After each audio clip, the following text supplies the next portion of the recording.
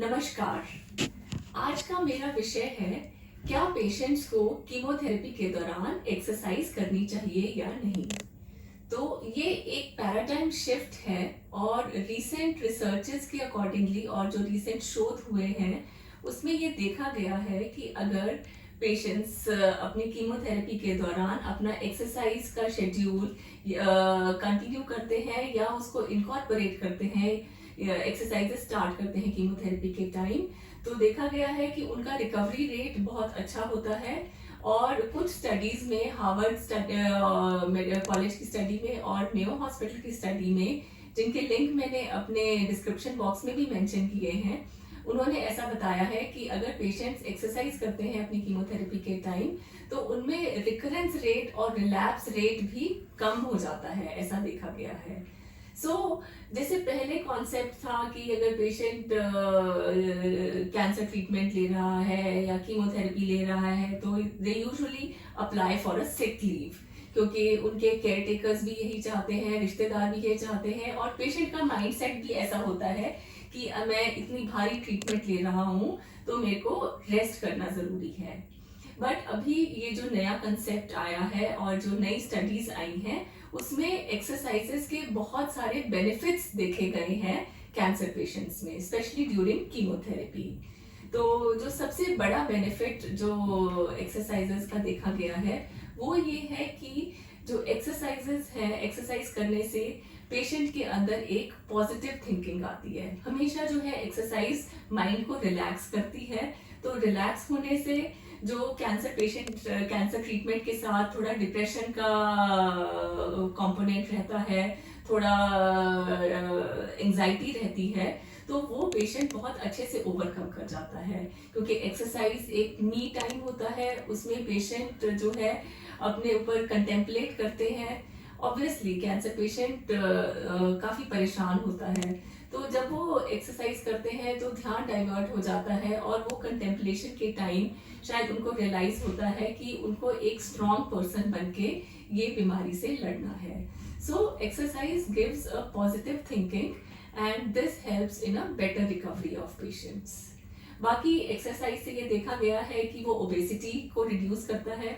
बहुत सारे कैंसर जैसे आजकल देखा गया है कि लाइफस्टाइल डिजीज माने जाते हैं, स्पेशली जैसे कि ब्रेस्ट कैंसर है या पेट के कुछ कैंसर्स हैं या लंग कैंसर्स हैं, और बहुत सारे कैंसर्स जो ओबेसिटी से रिलेटेड है, तो उनमें एक्सरसाइजेस रिड्यूसेस ओबेसिटी, तो उसकी वजह से पेशेंट को काफी फायदा होता है। ओबेसिटी से इंसुलिन लेवल कम होता है और इंसुलिन बहुत सारे कैंसर्स के लिए ग्रोथ फैक्टर होता है, तो यहाँ पे भी एक जो कंपोनेंट है वो एक्सरसाइज का एक हेल्पफुल कंपोनेंट आता है पेशेंट की रिकवरी में और पेशेंट की हीलिंग में और लेट रेकरेंसेस में।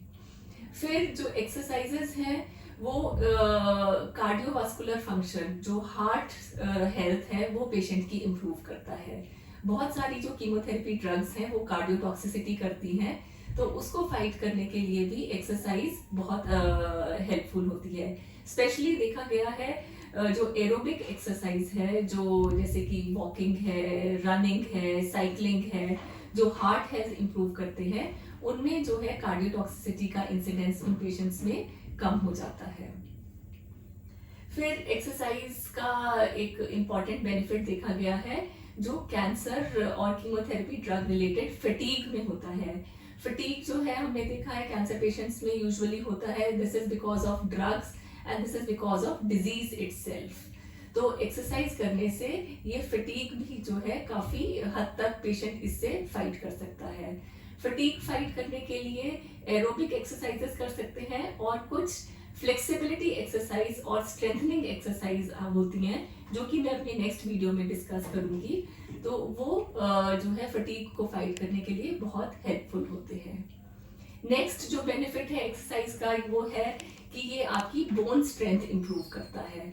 जैसे कि बहुत सारे पेशेंट्स को बोन स्ट्रेंथनिंग इंजेक्शंस लगते हैं, क्योंकि जो ड्रग्स हैं और जो डिजीज है इनका भी बोन पे बहुत ज्यादा इफेक्ट होता है, बोन्स पे और मसल्स पे दोनों पे इफेक्ट होता है। तो जो एक्सरसाइजेस हैं ये आपकी बोन स्ट्रेंथ को भी इम्प्रूव करता है और बोन हेल्थ इम्प्रूव करता है। और और एक्सरसाइज के बेनिफिट्स हैं कि आपका एपेटाइट इम्प्रूव करता है। जब आप चलते फिरते हैं और आप अपना एक्सरसाइज करते हैं तो ये जो है आपकी जो एपेटाइट है वो इम्प्रूव करता है, क्योंकि एनर्जी कंजम्पशन होगी तो ऑब्वियसली एनर्जी की रिक्वायरमेंट होगी बॉडी में। तो इफ यू एक्सरसाइज ऑब्वियसली आपको भूख लगेगी, आपका एपेटाइट स्टिमुलेट होगा। तो एक्सरसाइज आपने अपने रूटीन में ज़रूर लेकर आनी है। आपने जितनी जल्दी हो सके कीमो के बाद अपनी एक्सरसाइज का रिजीम शुरू करना है, लेकिन कुछ प्रिकॉशंस के साथ। आपको बहुत ज़्यादा विगरस एक्सरसाइज नहीं करनी है, बहुत ओवर द बोर्ड जाके एक्सरसाइज नहीं करनी है। अगर आप अपनी थेरेपी से पहले सपोज आप एक 5 किलोमीटर रन करते थे या 10 किलोमीटर रन करते थे, या आप 1 घंटा 2 घंटा जिमिंग करते थे, तो हो सकता है कि आप उस लेवल तक इमीडिएटली ना पहुंच पाए। लेकिन something is better than nothing. So start with the exercise. You do it for 10 minutes or 20 minutes and slowly increase your time span and slowly increase your stamina. तो धीरे धीरे बढ़े, लेकिन एक्सरसाइज करें ज़रूर। और कुछ प्रिकॉशंस आपको एक्सरसाइज के टाइम ज़रूर करने हैं। जहाँ तक हो सके आप घर में ही एक्सरसाइज कीजिए, और या फिर अपने पास के गार्डन में एक्सरसाइज कीजिए। जिम में जाना अवॉइड करना चाहिए, बिकॉज जिम में बहुत सारे लोग आते हैं और वहाँ के इक्विपमेंट्स बहुत सारे लोग यूज़ करते हैं, तो वहाँ पे इन्फेक्शन का चांस थोड़ा बढ़ जाता है। और एक्सरसाइज के जो है आपको जो within 1 week to 10 days after chemo, उस टाइम एकदम लाइट एक्सरसाइज करनी है, जो कि धीरे धीरे आपकी वो 10 डेज के बाद अब अपनी नॉर्मल एक्सरसाइज किस लेवल तक पहुंच सकते हैं। सो सेट रियलिस्टिक गोल। हर दिन का अपना गोल आप इस्टेब्लिश कीजिए कि आज मैं कितनी एक्सरसाइज कर सकता हूँ, और उतना ही कीजिए। मे बी इनिशियली जो है आप during first 2-3 days after chemo आप सिर्फ अपने घर में अगर 10-15 मिनट की वॉक कर लेते हैं, तो वो आपकी उस दिन की एक्सरसाइज है। और हो सकता है 10 दिन के बाद आप बाहर जाकर 2 किलोमीटर 3 किलोमीटर या 5 किलोमीटर तक भी वॉक कर पाएंगे। सो set realistic goal and set goal for every day. So let's start exercising whatever come may, and even if I have taken chemo today, I will start exercise and try to take a minimum number of sick leaves. Thank you. We'll continue with how much exercise should you do and what type of exercise you should do during chemo in my next video. Thank you.